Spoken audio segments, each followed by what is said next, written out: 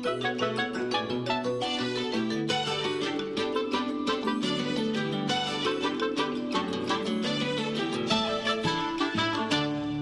जिल्ह्यासह गेल्या 8 दिवसांपासून संपूर्ण विभागात दमदार पाऊस पडतोय। त्यामुळे पेरणीच्या कामांनी जोर धरलाय। काही अपवाद वगळता संपूर्ण विभागात खरीप हंगामाला जोमाने सुरुवात झाली। विभागातील एकूण 47.62% पेरण्या पूर्ण झाल्या। यापैकी जळगाव जिल्ह्यात सर्वाधिक तर नाशिकमध्ये सर्वात कमी क्षेत्र खरीपाच्या लागवडीखाली आलंय। नाशिक विभागातल्या शेतकऱ्यांचा मान्सूनची वाट पाहण्यात संपूर्ण जून गेला। जुलै महिन्यात पावसाचं आगमन झाल्यानंतर विभागात खरीप पेरणीला सुरुवात झाली। गेल्या 15 आठवड्यात पेरणीच्या कामांना वेग आलाय। 20 ते 25% पेरणी पूर्ण झाली। विशेष म्हणजे नाशिक जिल्ह्यात भाताच्या लागवडीखाली येणारं क्षेत्र सर्वाधिक आहे। येवला, सिन्नर, चांदवड, कळवण, पेठ, सुरगाणा या भागात अद्यापही पेरण्या सुरू असून मालेगाव आणि नांदगावमध्ये समाधानकारक पेरणी झाली आहे। भात या आठवड्यापर्यंत जवळजवळ 70 ते 80% पर्यंत पेरणी होण्याची दाट शक्यता आहे। नाशिक विभागात एकूण 43.62% क्षेत्रावर पेरणी झाली आहे। विभागातील 22,55,909 हेक्टर क्षेत्रावर सर्वसाधारणपैकी 9,84,017 हेक्टर क्षेत्रावर म्हणजेच 41.62% खरीपाची पेरणी झाली आहे। जिल्हावार आकडेवारी बघता जळगावात सर्वाधिक 61.11% पेरण्या झाल्यात। जळगाव जिल्ह्यामधील 8,46,740 हेक्टर क्षेत्रापैकी 5,34,363 हेक्टर क्षेत्र लागवडीखाली आले। त्या पाठोपाठ धुळे जिल्ह्यातील 4,57,317 हेक्टर क्षेत्रापैकी 2,50,473 हेक्टर क्षेत्रावरती लागवड करण्यात आली। नंदुरबार जिल्ह्यातील 2,73,588 हेक्टरपैकी 72,051 हेक्टरवर पेरणीची कामं पूर्ण झालीत। तर नाशिक जिल्ह्यात अद्यापही पेरण्यांची कामं प्राथमिक अवस्थेत असून 6,78,264 पैकी 1,27,130 हेक्टरवर खरीपाची लागवड करण्यात आली आहे। यात कापूस, मूग, तूर, उडीद, मका या पेरणीनं आघाडी घेतली आहे। नाशिक विभागाचा एकत्रित विचार करता भात 3.17%, ज्वारी 42.22%, बाजरी 22.31%, नागली 0.7%, मका 44.32%, तूर 48.79%, मूग 59.90%, उडीद 46.9%, कापूस 64.63%, सोयाबीन 35.59%, ऊस 3.99% अशी लागवड करण्यात आली आहे। नाशिक विभागातल्या धरण क्षेत्रासह सर्वच भागात समाधानकारक पाऊस झाल्याने एकीकडे धरणातला पाणीसाठा वाढतोय तर दुसरीकडे पेरणीखालच्या क्षेत्रातही वाढ होतीये। पावसाच्या अनिश्चिततेमुळे नाशिक विभागातील पेरणीची कामं खोळंबली होती। नाशिक जिल्ह्याचाच विचार केला तर नाशिकमध्ये सर्वाधिक होणारं भाताचं उत्पादन आणि भाताची लागवड ही देखील खोळंबली होती। मात्र येत्या 8 दिवसांमध्ये भाताची लागवड मोठ्या प्रमाणामध्ये होणार असल्याने विभागाच्या तुलनेमध्ये नाशिक जिल्ह्याची पेरणी ही आता 30 ते 40% टप्पा ओलांडेल असा अंदाज कृषी तज्ज्ञांकडून व्यक्त केला जातोय। एकूणच उशिरा आलेल्या पावसाने धरण साठ्यात जेवढी वाढ केलेली आहे तेवढं क्षेत्र आता पेरणीखाली येऊ लागल्याने शेतकरी, सर्वसामान्य नागरिक यांनी सुटकेचा निश्वास सोडला आहे। व्हिडिओ जर्नलिस्ट सोनू भिडेसह मुकुल कुलकर्णी, झी मीडिया, नाशिक। शेतकरी मित्रांकरता खुशखबर आहे। त्यांना आपला माल आता थेट व्यापारी आणि ग्राहकांपर्यंत पोहोचवता येणार आहे। शेतकऱ्यांच्या मालाला चांगला भाव मिळावा म्हणून नामसंस्थेने पुढाकार घेतलाय। व्यापारी आणि दलाल यांच्या तावडीतून शेतकऱ्यांची सुटका होऊन ग्राहकांना माल रास्त दरामध्ये विकत घेता यावा याकरता myvishu.com आणि नाना पाटेकरांची नामसंस्था एकत्र आले। शेतमाल नियमनमुक्त करण्याचा सरकारचा निर्णय, त्या विरोधात होणारा अडत्यांचा बंद, त्यामुळे शेतकऱ्यांचं होणारं नुकसान हे चित्र गेल्या काही दिवसांपासून राज्यात दिसतंय। मात्र या सगळ्यामध्ये आपला माल कोणाला आणि कसा विकायचा असा प्रश्न शेतकऱ्यांना पडलाय।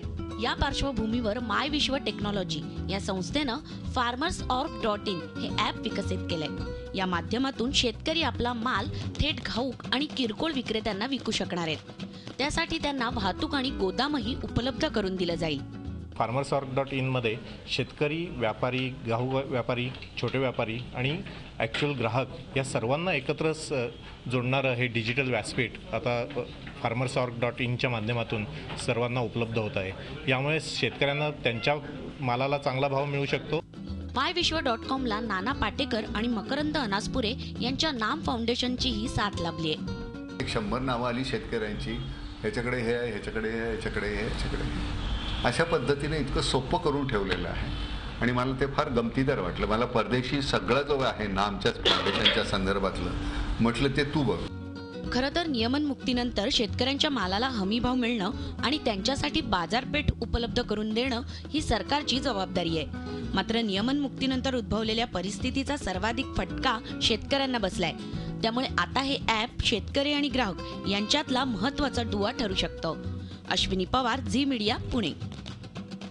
कांदा आणि द्राक्षानंतर आता नाशिक जिल्ह्यातून पाळीव प्राण्यांची देखील निर्यात होते. यात मेंढ्या आणि शेळ्यांना थेट कार्गो विमानातून दुबईला पाठवण्यात आलं. त्यामुळे नाशिक जिल्ह्यातल्या शेतकऱ्यांसाठी शेळी पालनाच्या माध्यमातून रोजगार मिळण्याची संधी आता मोठ्या प्रमाणावर खुली झाली आहे. या शेळ्या मेंढ्या कुठल्या गोठ्यातल्या वा शेतकऱ्याच्या शेतातल्या नाहीत, तर चक्क नाशिकच्या विमानतळावरून थेट दुबईला निघालेल्या आहेत. भारतीय शेळ्या मेंढ्यांना अरब राष्ट्रात कमालीची मागणी आली आहे. त्याची किंमतही चांगली मिळते. याआधी समुद्रामार्गे भारतीय शेळ्या एक्सपोर्ट होत असत. मात्र आता हवाई मार्गानं प्राणी निर्यात करण्याची सेवा पुरवण्यात आली आहे. आंतरराष्ट्रीय मानांकनानुसार त्यांचं स्क्रीनिंग करून 1200 मेंढ्या दुबईला पाठवण्यात आल्या आहेत. जवळपास 1600 ते 1700च्या दरम्यान आहे. 1680 ॲक्च्युली इनव्हॉइसवरती. नाशिकमधून पहिल्यांदाच कार्गो सर्व्हिस देखील पहिल्यांदाच कार्गो विमान जात आहे. आणि मेंढ्यांचं तर मला वाटतं माझ्या माहितीप्रमाणे भारतातून पहिलं कार्गो जात आहे. नाशिक जिल्ह्यातील शेतकरी तसा उद्योगी द्राक्षासारख्या नाजूक फळबागेला तो लहान मुलांप्रमाणे जपतो. त्यामुळे नाशिकची द्राक्ष जगभरात भाव खाऊन जातात. आता शेळ्या मेंढ्यांचा प्रयोगही यशस्वी होताना दिसतोय. प्रत्येक शेतकऱ्याला 150 ते 200 रुपये किलोने आता भाव मिळणार आहे. गोट फार्मिंग की काफ़ी डिमांड है और इंडिया के गोट्स को बाहर के कंट्रीज़ में काफ़ी ज़्यादा डिमांड है, क्योंकि इंडिया के गोट्स में ज़्यादा वायरसेस नहीं है. अब HL ओझर एयरपोर्ट में ये live animals first time export हो रहे हैं. जब से ये एयरपोर्ट बना है तब से ये फर्स्ट टाइम इंटरनेशनल सेक्टर को जा रहे हैं.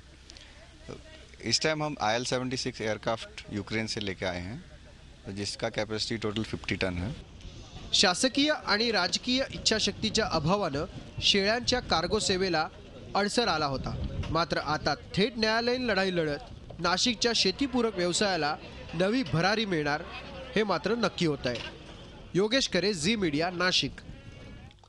शेतमालाला रास्त भाव मिळत नसल्यानं आज अनेक शेतकरी शेतीपूरक व्यवसायांकडे वळू लागलेत. शेतीपूरक व्यवसाय नियोजनबद्ध पद्धतीनं आणि चिकाटीनं केल्यास चांगलं उत्पन्न मिळतं. कोल्हापूरमधल्या एका प्रगतिशील शेतकऱ्यानं पशुपालनातून हे दाखवून दिलं आहे. कागलजवळच्या सिद्धनगरी गावातल्या या माळरानावरचा हा गायींचा गोठा आहे संजय घराळ या तरुण शेतकऱ्याचा. कृषी पदविकाधारक या तरुणाला नोकरी मिळाली नाही. त्यानं शेती करायचं ठरवलं. मात्र अवघी 10 गुंठे जमीन वाटणीला आली. त्यामुळे संजय यांनी दुग्ध व्यवसाय करण्याचा निर्णय घेतला. त्यांनी सुरुवातीला कर्ज काढून 2 गायी विकत घेतल्या आणि आपल्या व्यवसायाला सुरुवात केली. चांगला जम बसल्यावर गायींची संख्या वाढवत नेली. गायी बांधण्याकरता घरातला गोठा कमी पडू लागला. मग गावातच भाडेपट्टीवर 2 मोठे गोठे घेतले. आता या 2 गोठ्यांमध्ये त्यांच्याकडे 35 गायी आहेत. रोज 200 ते 250 लिटर दुधाचं उत्पादन होतं. गायींचा चारा आणि खुराकावर होणारा खर्च वजा जाता वर्षाकाठी 6 लाख रुपयांचा निव्वळ नफा संजय घराळ यांना मिळतोय. 8 कालवडी अशी 35 जनावर आहेत माझ्याकडे. आणि या योजनेमार्फत आता माझ्याकडे 2-4 माणसं कामाला आहेत कामाला. आणि रोजचं संकलन सरासरी 200 लिटर आहे. आणि खर्च वजा जाता सरासरी वर्षाला 6.5 लाखापर्यंत उत्पन्न मिळतं. आणि सगळ्यात मग सुट्टी नाही, म्हणजे याला सुट्टी मिळत नाही. रोजचं तुम्हाला काम करायला पाहिजे. मी आजचा व्यवसाय मला बंद केला आणि आजचं उत्पन्न नको काय नको असं चालतं. रोजच्या रोज तुम्हाला करायलाच पाहिजे. त्यामुळे जरा मनुष्यबळ त्रासाच्या मनानं पैसे काय मिळतात, पण तो फिक्स मिळते पैसे. आणि लोकांचं कसं आहे, परवडत नाही. स्वतः कष्ट केलं तर परवडते. 35 गायींची देखरेख करण्याकरता संजय यांच्याकडे 4 कामगार असले तरी स्वतः संजय आणि त्यांच्या पत्नी पहाटे 5 वाजल्यापासून गोठ्यात राबतात. गायींच्या धारा काढणं, चारा आणणं, पाणी पाजणं, शेणकूर करणं, गायींची स्वच्छता ही सर्व कामं पती पत्नी करतात. दुग्ध व्यवसायात सगळ्यात महत्त्वाचं काम असतं ते वैरणीची तजवीज. चारा आणण्यासाठी त्यांनी बाईकलाच एक वैशिष्ट्यपूर्ण छोटा गाडा जोडलाय, ज्यामधून मोठ्या प्रमाणात वैरण आणायला मदत होते. गायींच्या पालनात त्यांची योग्य निगा राखणं सगळ्यात महत्त्वाचं असतं. यासाठी गोठा स्वच्छ ठेवण्याबरोबरच गायींच्या आरोग्याची काळजी घ्यावी लागते. प्रत्येक गायीच्या गर्भधारणेची वेळ, त्याचा कालावधी, औषधोपचार याकडेही विशेष लक्ष त्यांना द्यावं लागतं. कष्ट अधिक असले तरी त्या प्रमाणात पैसाही मिळत असल्यानं हा व्यवसाय वाढवण्याचा त्यांचा विचार आहे. तर माझ्याबरोबर जे नोकरीला मी ज्यावेळी प्रयत्न करतो त्यावेळी त्या लोकांना तर 17 ते 18 हजार रुपये पगार. मी आता 60,000च्या वर मिळवतो. कष्ट आहे, पण मी स्वतः मालक आहे. आणि मी ह्यात अजून वाढवतो, मी 50 गाईचा गोठा करणार आणि शेण काढायचं, धार काढायची ह्याचा कमीपणा वाटतो, पण आम्हाला फळ मिळते म्हणताना आम्हाला ह्याच्यात कमीपणा वाटत नाही. आमच्या 2008 साली माझ्यापाशी फक्त 2 गाई होत्या. त्याच्यानंतरनं ह्या 6-7 वर्षात माझ्याकडं 35 गाई झाल्यात. नोकरीच्या मागे न धावता कष्टाला योग्य नियोजनाची जोड मिळाली तर दुग्ध व्यवसायातून चांगला फायदा मिळू शकतो, हे संजय घराळ यांनी दाखवून दिलंय. संजय यांच्याप्रमाणेच इतर शेतकऱ्यांनी जोडधंदा म्हणून दुग्ध व्यवसाय केल्यास चांगला फायदा मिळू शकतो. कोल्हापूरहून प्रताप नाईकसह कृष्णात पाटील, झी मीडिया, मुंबई.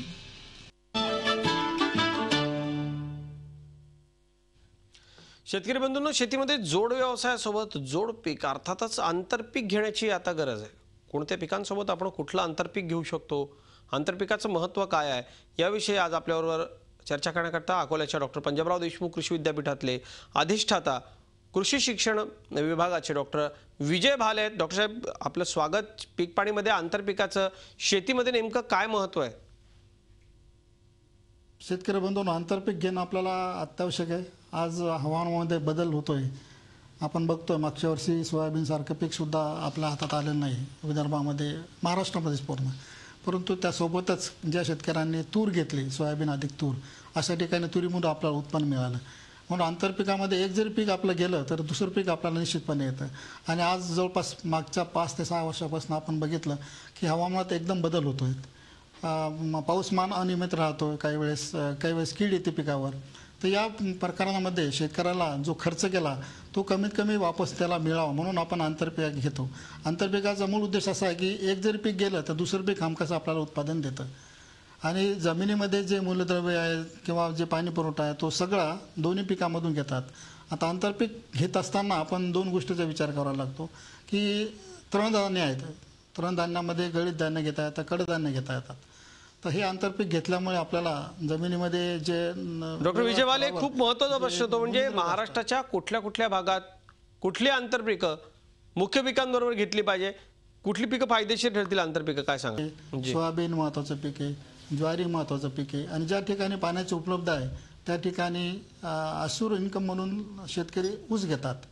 आणि ज्वारीसुद्धा बऱ्याच ठिकाणी घेण्यात येते. तर या प्रत्येक पिकामध्ये आपण आंतरपीक म्हणून विद्यापीठाने, 4 विद्यापीठाने आपल्याला वेगवेगळे आंतरपीक आपण त्यामध्ये शिफारस दिलेले आहेत. जसं आपण जर ऊस जर बघितला, आपण पश्चिम महाराष्ट्रामध्ये ऊसाचं प्रमाण भरपूर आहे, साखर कारखाने जास्त आहेत. त्या ठिकाणी सलग ऊस न घेता, कारण ऊसाची वाढ ही जवळपास 60 ते 70 दिवस होत नाही जास्त, अशा ठिकाणी 60 ते 70 दिवसामध्ये येणार दुसरं पीक आपण जर घेतलं तर शेतकऱ्याला ते बोनसच्या स्वरूपामध्ये ते खरं खरं. या मोसमामध्ये आता विदर्भामध्ये काय परिस्थिती आहे डॉक्टर विजय भाले? या भागात कुठलं आंतरपीक मुख्य पिकाबरोबर घेता येईल, काय मार्गदर्शन करा? आपल्या विदर्भामध्ये महत्त्वाचं सोयाबीन हे महत्त्वाचं पीक आहे आणि कापूस हे महत्त्वाचं पीक आहे. जवळपास 15 ते 16 लाख हेक्टर क्षेत्र आपल्या विदर्भात आहे.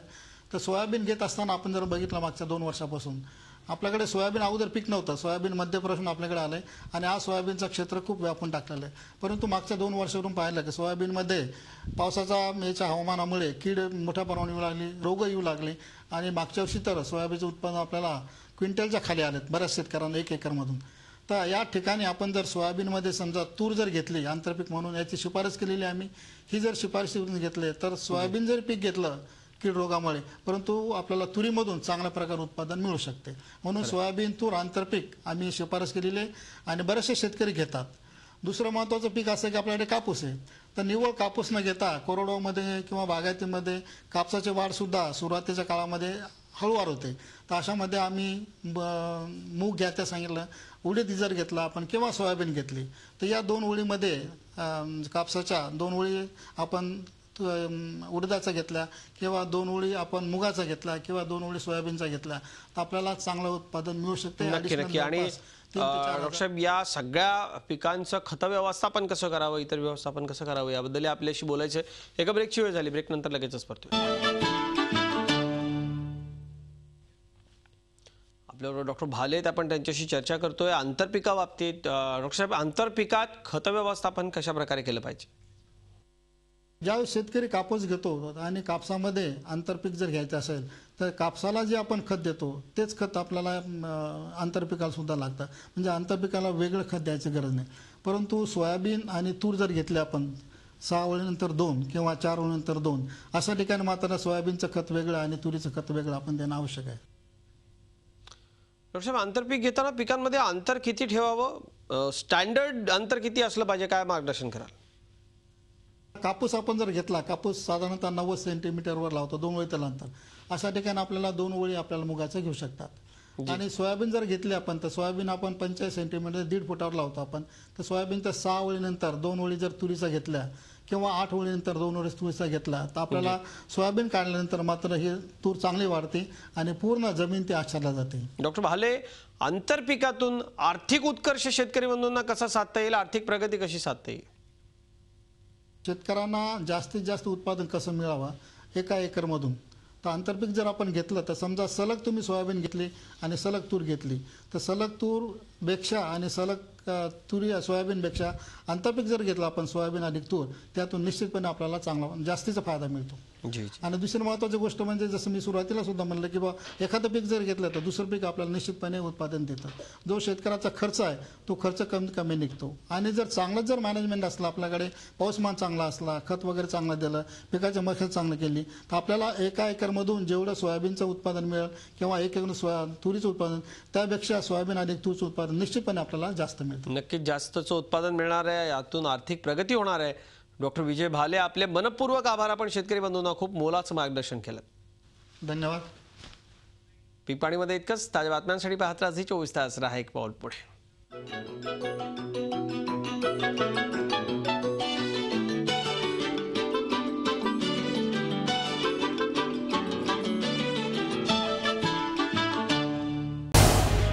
झी 24 तास. रहा एक पाऊल पुढे.